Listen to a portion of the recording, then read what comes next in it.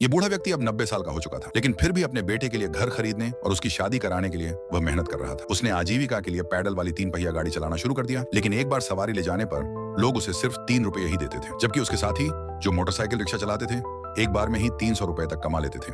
साथ ही लोग हमेशा उसका मजाक उड़ाते और कहते कि वह बहुत मूर्ख है, मगर बूढ़ा आदमी इस सब की परवाह नहीं करता था। असलियत यह थी कि उसके पास मोटरसाइकिल खरीदने के पैसे ही नहीं थे। इसी दौरान एक दिन एक लड़की उसकी ओर लगातार तस्वीरें खींचने लगी। बूढ़े ने गौर से देखा तो सामने लगभग 250 किलो की मोटी लड़की खड़ी थी। लड़की ने एक नक्शा निकाला और कहा कि उसे पहाड़ की चोटी पर बने संग्रहालय तक ले चलो। पहाड़ का रास्ता बहुत खड़ा और कठिन था। बूढ़े के होश उड़ गए, मगर बेटे के भविष्य को सोचकर उसने हिम्मत जुटाई और यात्रा शुरू कर दी। थोड़ी ही दूर जाने के बाद वह बुरी तरह हांफने लगा। उधर साथ ही लोग मोटरसाइकिल पर सवारियां ढो रहे थे और लगातार उसका मजाक बना रहे थे। वे कुछ ही देर में 4 से 5 चक्कर लगाकर हजारों रुपए कमा चुके थे, जबकि बूढ़ा अब तक आधे पहाड़ तक ही पहुंच पाया था। लड़की के भारी वजन के कारण उसकी हालत और भी खराब हो गई थी और तभी एक पत्थर ने गाड़ी के अगले पहिए को फंसा दिया। बूढ़ा कितना भी जोर लगाता, गाड़ी आगे नहीं बढ़ रही थी। गाड़ी के झटकों से लड़की का स्नैक खाने का सामान गिर गया। जब लड़की झुककर खाने का सामान उठाने लगी तो उसका कुछ वजन सीट से कम हुआ। तभी गाड़ी का दबाव कम हुआ और बूढ़ा पहिए को निकालकर गाड़ी आगे बढ़ा पाया। आखिरकार उसने पूरी मेहनत से लड़की को पहाड़ की चोटी तक पहुंचा दिया। इस बार लड़की ने उसे 500 रुपए दिए, लेकिन फिर भी साथी मोटर चालकों ने उसे ताना मारते हुए कहा कि देखो, हमने तो कहीं ज्यादा कमा लिया। बूढ़े को इन तानों से कोई फर्क नहीं पड़ा। उसके मन में सिर्फ यही था कि अगर मैं किराया बहुत ज्यादा रखूंगा तो लोग मुझसे सफर नहीं करेंगे, पर यदि मेरा किराया कम होगा तो मेरे पास ग्राहक हमेशा रहेंगे। पूरे दिन मेहनत करने के बाद वह घर लौटने ही वाला था, मगर रात में भी उसे काम मिल गया। इस बार उसकी गाड़ी पर बैठी 2 औरतें, दोनों लगभग 250 किलो की,